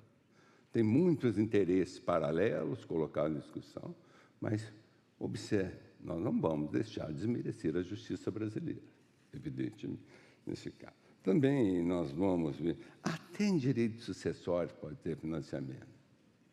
Até nações de família pode ter financiamento. É comum a gente ver alguém ajudando, geralmente a mulher, que é o passado para trás, na maioria das vezes, embora agora os homens estão ficando a reboque, as mulheres estão cada vez mais ricas, não é verdade? E, finalmente, nas ações tributárias, os resultados. Agora, eu finalizo dizendo, não confunda financiamento de litígio com cessão de direitos creditórios e precatórios. Isso é direito já constituído, aí uma cessão de um direito creditório. Nós estamos falando em outra coisa aqui, nós estamos falando de alguém que não é parte, que vai ajudar financeiramente a uma das partes e, em troca, vai receber um resultado. Pode ou não receber, ao contrário da cessão de crédito, que é um direito pré-constituído e que se cede parte ou todo ele. Eis em síntese, obrigado pela paciência de nos ouvir e já não devia ter falado diante disso, mas é um prazer estar aqui em Portugal com esses amigos queridos. Maneira, a gente estamos juntos desde Bruxelas, né? Mas eu tenho dado uns bons conselhos a ele. Ele quer operar a vista, estou indicando a minha cirurgiã, 35 anos, muito competente. A mulher dele, não, tem que ser uma de 60. Eu falei, olha que pode tremer. Pode tremer. E aqui, tremendo de alegria por estar com vocês aqui neste evento, eu agradeço e encerro a minha participação.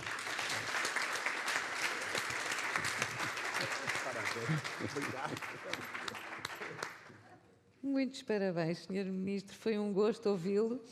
Agora passo a palavra à doutora Mariana Meligídio. Faz favor.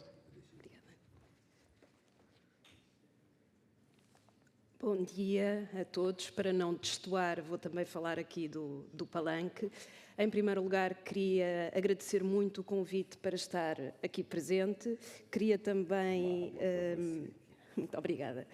Queria também saudar todos e dizer que é um gosto estar novamente, neste caso a convite do professor Vitalino Canas e do FIB, num colóquio que, sendo sobre um tema que conjuga e convoca vários ramos de direito e várias jurisdições, permite-me também, ao contrário dos restantes palestrantes, e aproveitava também para cumprimentar a senhora professora Paula Vaz Freire e as simpáticas palavras que me dirigiu e também os meus colegas de painel, mas aqui o meu contributo e, no fundo, a minha fala vai ser, sobretudo, sobre o contexto português e de direito da União Europeia. Enfim, sendo Portugal, naturalmente, um Estado-membro da União Europeia, há aqui algumas especificidades que poderão ser do interesse também por comparação dos colegas brasileiros e é nesse sentido que trago aqui algumas conclusões de um estudo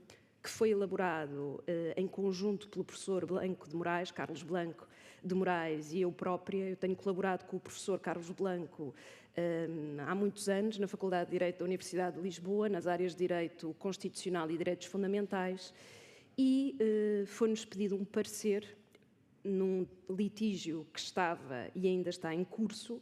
Esse parecer foi feito e, com base nos principais aspectos desse parecer, bastante extenso, foi feito um artigo científico que está disponível online em Open Access na revista da Faculdade de Direito da Universidade de Lisboa, publicado ano passado, em 2023, e é, no fundo, esse artigo, algumas das suas principais ideias que vão aqui servir de foco à minha exposição.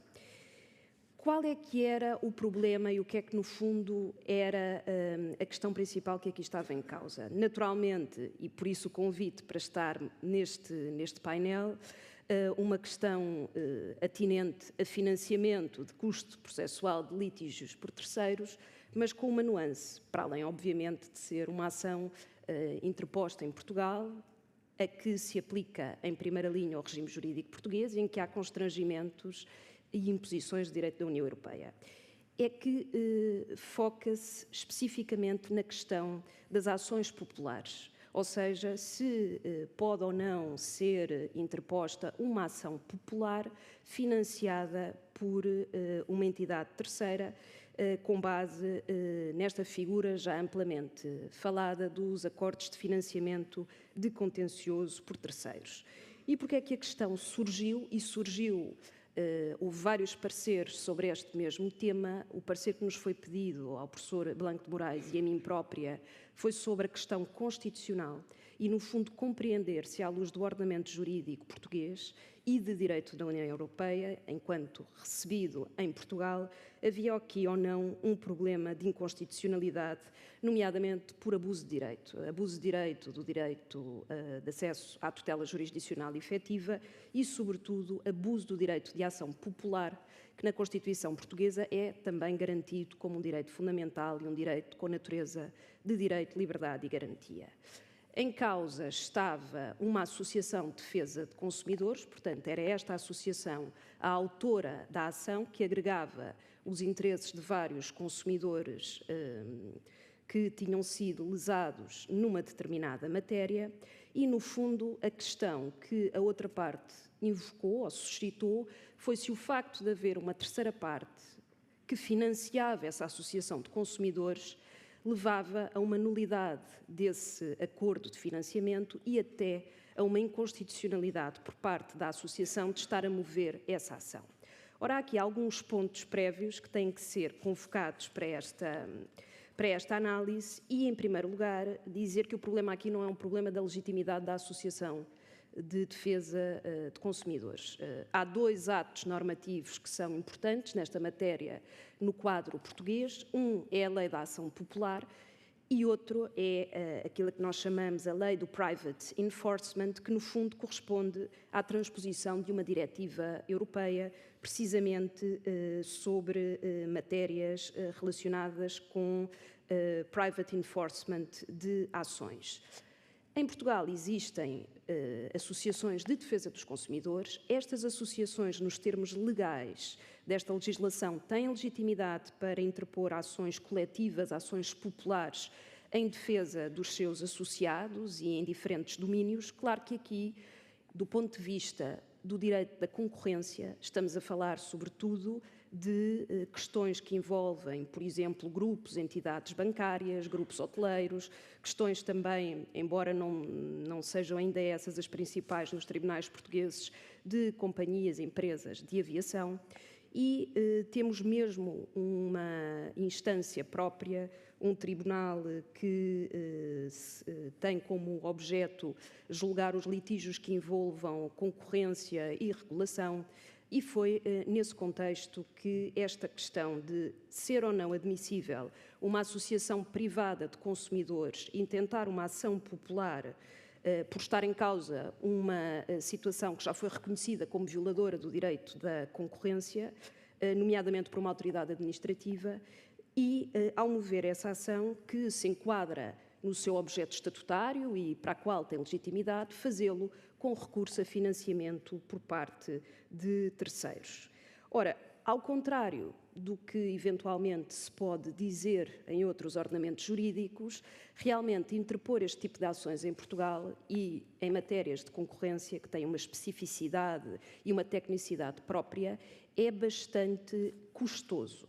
tem variados custos, nomeadamente de contratação de advogados especializados, de contratação de economistas e de especialistas nas diferentes áreas enfocadas, também a necessidade de obter pareceres, a necessidade de informar os próprios consumidores e, portanto, apesar do direito de ação popular estar garantido também a estas associações de defesa de consumidores e não ser, portanto, esse o problema, o que é facto é que elas não têm meios para mover estas ações, quando do outro lado estamos a falar de empresas e de grupos de empresa com relevante impacto económico. Por outro lado, os consumidores individualmente, como o montante indemnizatório a que cada um tem direito é diminuto, não têm interesse nem meios por si só de moverem estas ações. E, portanto, aqui a lógica da ação coletiva, de haver esta agregação, é justamente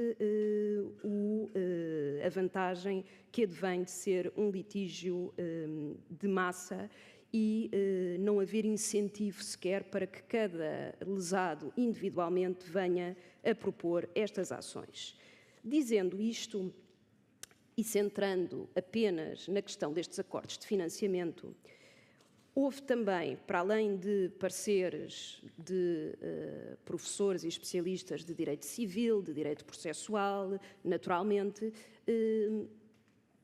mais do que um parecer de constitucionalistas. E, sendo esse o ramo de direito a que me tenho dedicado e que foi o objeto do parecer, é sobretudo nessa questão e não dos impactos civis ou comerciais deste tipo de contratos de financiamento que me vou focar sucintamente com a especificação que há pouco fiz de ser à luz da Constituição Portuguesa e à luz também do direito da União Europeia na parte relevante. E, no fundo, há aqui duas questões. A primeira era compreender se, à luz da Constituição Portuguesa, se à luz do nosso enquadramento constitucional, era ou não proibido a celebração deste tipo de contratos de financiamento de contencioso por terceiros, sobretudo nesta situação específica de financiamento de ações populares indemnizatórias dotadas de elevada complexidade. E aqui a complexidade, como há pouco tive a oportunidade de explicar, não tem apenas a ver com serem questões jurídicas complexas, tem também a ver com a grande dimensão do número de lesados e tem a ver também com os custos e com o alcance que essas decisões podem ter. Por outro lado, se a celebração desses contratos implicaria um abuso de direito fundamental, como disse há pouco, de acesso aos tribunais e, sobretudo, de direito de ação popular como direito constitucionalmente consagrado.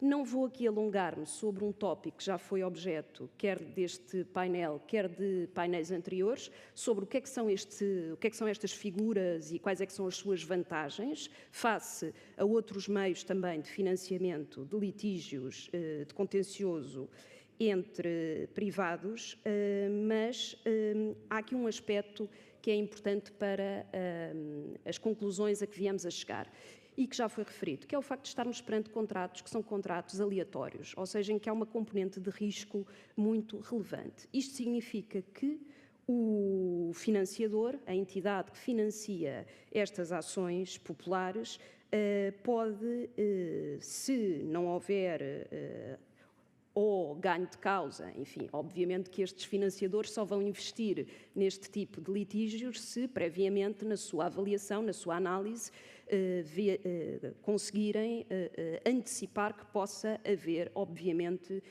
esse ganho. Mas poderá não ser nos exatos termos que tinham sido projetados e o valor da remuneração pode vir a ser reduzida pelo Tribunal ou até numa situação em que a maioria dos consumidores lesados vem no final reclamar a totalidade ou uma parte significativa dessa indemnização, isso pode significar que a componente remuneratória relativamente à qual se calcula a success fee do financiador também é mais diminuída. E daí haver aqui este elemento de risco, este elemento aleatório que é muito importante para as conclusões a que viemos a chegar. Claro que há aqui vantagens financeiras para todas as partes envolvidas, sendo que não há, ao contrário de outras figuras, como o mútuo, pagamento de juros por parte do autor.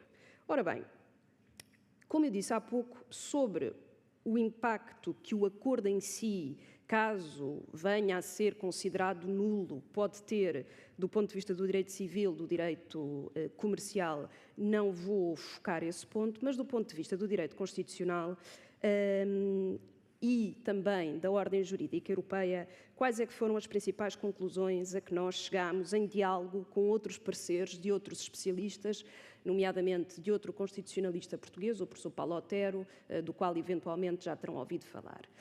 É que, na posição deste professor, que também foi transformada num artigo, que também está disponível, há uma posição de absoluta contrariedade à conformidade constitucional destes acordos. Ou seja, nesta posição, toda e qualquer interpretação normativa que viesse a admitir que uma ação popular proposta por uma associação de defesa de consumidores, já disse que não é este o problema, elas têm legitimidade naturalmente, mas financiada através de um mecanismo como estes third party agreements, seria, por ter um escopo lucrativo, por ter fins lucrativos na sua gênese, seria completamente inconstitucional. Seria desviar, seria defraudar o Instituto da Ação Popular, constitucionalmente garantido, e seria com isso também desvirtuar e manipular o direito de acesso à justiça e aos tribunais. Não foi para isso que a ação popular foi consagrada na Constituição, não é para isso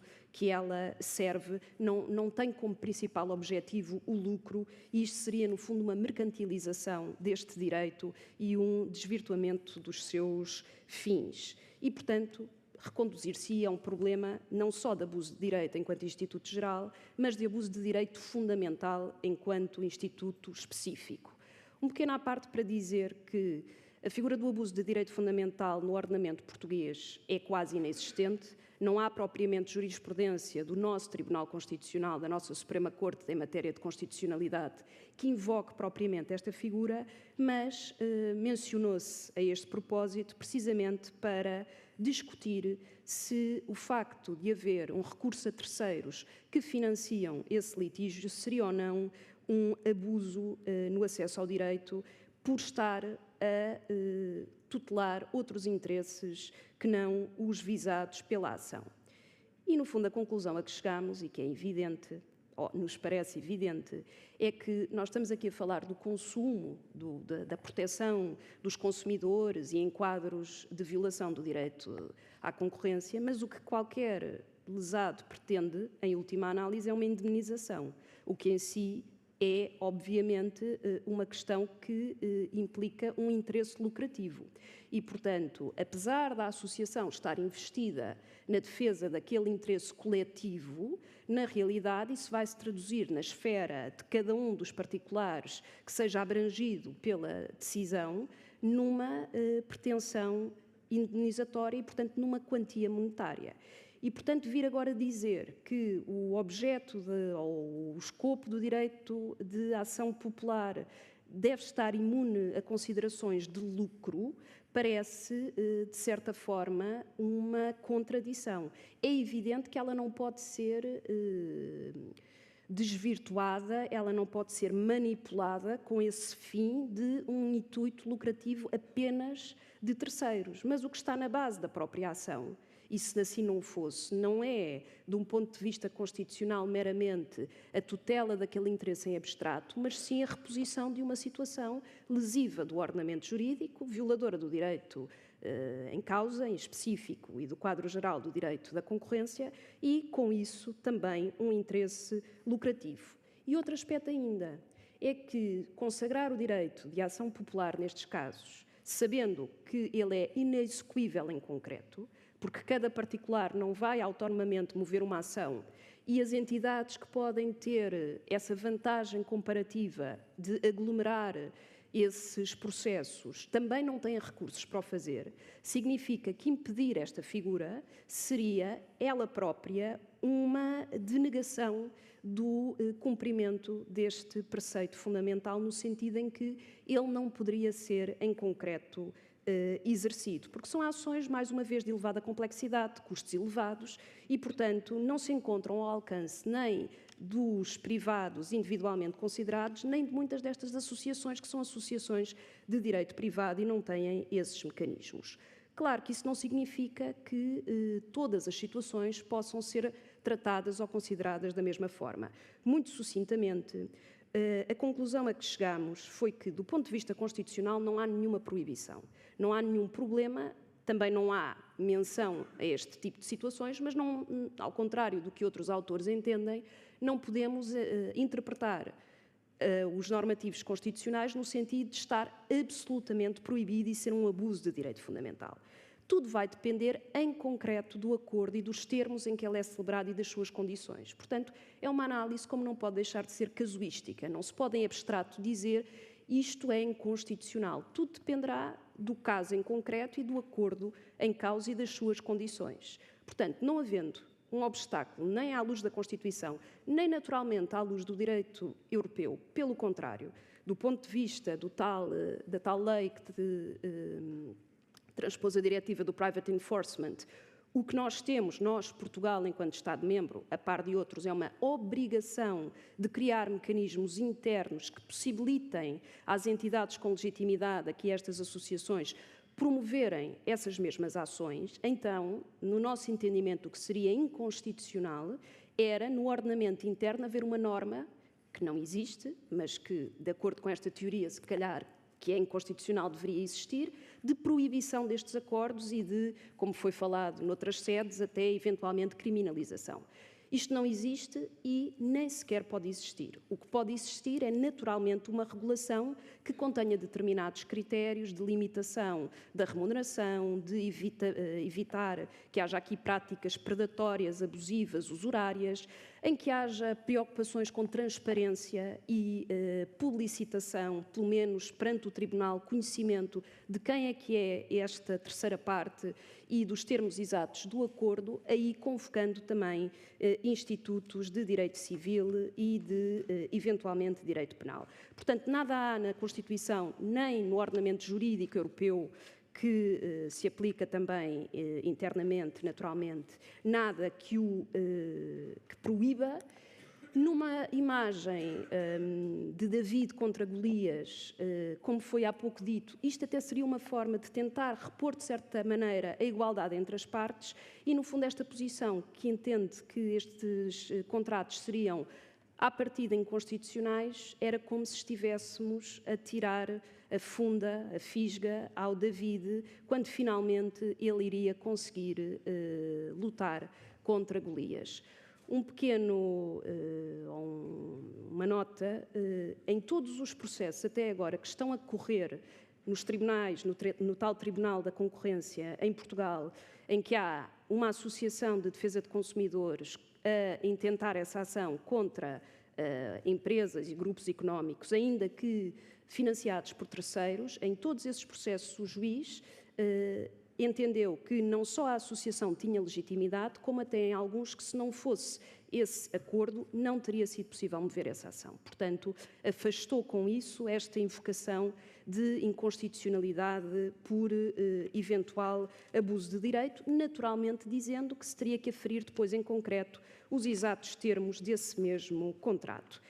Para finalizar, então, e assim em jeito das principais conclusões, no fundo, o que nós procuramos mais detalhadamente fundamentar foi justamente a não inconstitucionalidade à partida do recurso a esta figura no ordenamento jurídico português, em abstrato, até porque é permitido e não deve ser considerado inválido à luz do ordenamento jurídico europeu. Pode ter vícios de direito civil, pode ter vícios de direito comercial, mas não é por si só inconstitucional ou inválido apenas por haver aqui um intuito lucrativo, porque é esse também o próprio escopo, em última análise, que move a humanidade. Agora, do ponto de vista da celebração destes contratos, o facto de eles serem em si, em muitos casos, o mecanismo que existe para que se possa efetivamente exercer esse direito é uma forma de cumprir também aí a Constituição e permitir que haja essa igualdade de partes. O que seria problemático seria justamente a sua proibição expressa, sem entender requisitos de proporcionalidade e questões de menor lesividade, e por isso é que, mesmo que naturalmente os interesses dos lesados possam não coincidir totalmente com os da associação e naturalmente com os do financiador, há riscos que têm que ser acautelados e que também estão aqui em causa por se tratar de um contrato aleatório e isto significa, em suma, que em abstrato não poderemos negar esta validade, antes, pelo contrário, é um mecanismo que deve ser incentivado de acordo, naturalmente, com parâmetros de proporcionalidade, razoabilidade e, naturalmente, idoneidade das entidades envolvidas. Muito obrigada, peço desculpa pelo alargamento da intervenção e espero que agora ainda haja, se houver oportunidade, espaço para questões. Muito obrigada.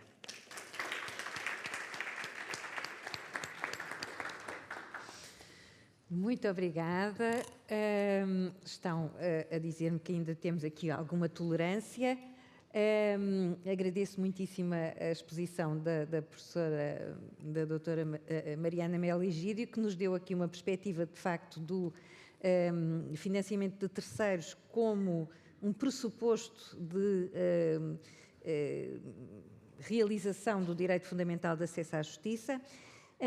Eu, enfim, tomava a liberdade de ser eu própria a fazer a primeira pergunta, o primeiro questionamento para os senhores provenientes do Brasil e, em particular, portanto, no fundo, por conhecerem muito bem esta questão. Por aquilo que me apercebi, portanto, não existe disciplina jurídica desta situação do financiamento dos litígios por terceiros. Na vossa opinião, deveria existir?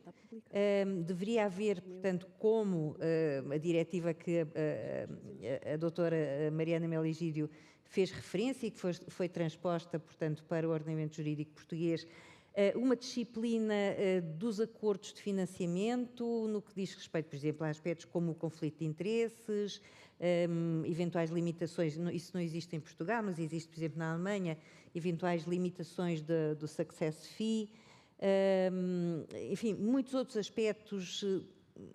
Seria pertinente ou não, na vossa opinião, haver uma disciplina destas situações? Eu acho, primeiro, né, do ponto de vista de compra de direito creditório e precatório, isso sim está previsto em lei, então isso já tem, vamos dizer, um arcabouço legal, jurídico em relação a isso. Especificamente em relação a financiamento, as câmaras arbitrais têm algumas disposições que pedem a informação do financiamento, justamente por uma checagem de conflito de interesses, né? E eu acho que essa deveria ser a linha mestra para qualquer regulamentação sobre financiamento no Brasil ou fora, que é a discussão de revelação de que existe um financiamento para checagem de conflito. Em relação à limitação de ganho ou limitações contratuais, o que eu vejo fora do Brasil, eu acho que quando você olha para uma demanda de massa, faz sentido, e eu já vi regulamentações fora do Brasil que limitam, na verdade, não o quanto o financiador vai ganhar, mas tentam proteger o consumidor ou a parte, né, que sofreu aquele dano quando a gente está falando de massa, para que ela ganhe alguma coisa, pensando que fora do Brasil, grande parte das discussões, das disputas acabam em acordo. Você quer evitar que aquele acordo seja só o suficiente para pagar o financiador ou que você exige que tenha alguma tutela sobre as partes, as pessoas físicas que efetivamente sofreram aquele dano. Nesse sentido, eu acho que até pode ter, então, não é no sob aspecto de limitação do ganho do financiador. Naturalmente, sou super parcial, mas enfim. Mas sim sobre tutela de uma parte, vamos chamar, um pouco mais hipossuficiente na relação contratual. Quando você está falando de um financiamento, de uma compra em relação a partes privadas, pessoas jurídicas não hipossuficientes, não acho que deveria ter nenhuma espécie de limitação. Acho que tem todo mundo é adulto na mesa. Então, essa é a minha visão. Muito bem. Muito obrigada. Senhor Ministro. Olha, eu entendo que o Instituto está funcionando bem. É o Estado pôr a mão para estragar. Não tem quem mexer. Isso é uma relação que já está regulada pelo Código Civil. Ou, se achar que é uma relação de consumo para financiamento de massa, tem o Código Consumidor. O que pode caracterizar a abusividade é cláusula de nulidade no direito brasileiro. Nossa, eu sou cada vez mais liberal e quero cada vez menos o Estado regulando as relações entre privados. Só justifica essa regulação quando em massa, questão de sobrevivência, necessidade. Não é o caso. Nós estamos aqui falando de financiamento de litígio, que não há pessoa... Até porque quem financia, na medida em que você regulamenta e encarece, só vai lembrar disso. Regulamentação é para encarecer custo. Nós vamos ter o financiado mais prejudicado, porque isso vai repassar para o custo. Então, a participação. Por isso, eu acho que, deixe o Instituto funcionar. A melhor regra é a regra da regra ética, que levou as associações de funders na Inglaterra a regular, a traçar um regulamento próprio, que todo mundo obedece, e que não é por ação do Estado, mas pela experiência daqueles que atuam no mercado. Essa me parece a melhor solução. Muito obrigada. Professor, a sua perspectiva. De acordo com o relator. Muito bem. Muito bem. Foi estrategicamente deixado para o fim, porque assim, não é? Portanto, teve, de facto, esse acolhimento da posição do Sr. Ministro. Agora, pergunto se no público temos espaço para mais uma pergunta. Se alguém quer colocar alguma questão. Muito bem. Então, assim sendo, e para também não comprometermos a hora, agradeço mais uma vez e foi um gosto estar aqui, aprendi muito. Muito obrigada a todos pela vossa atenção.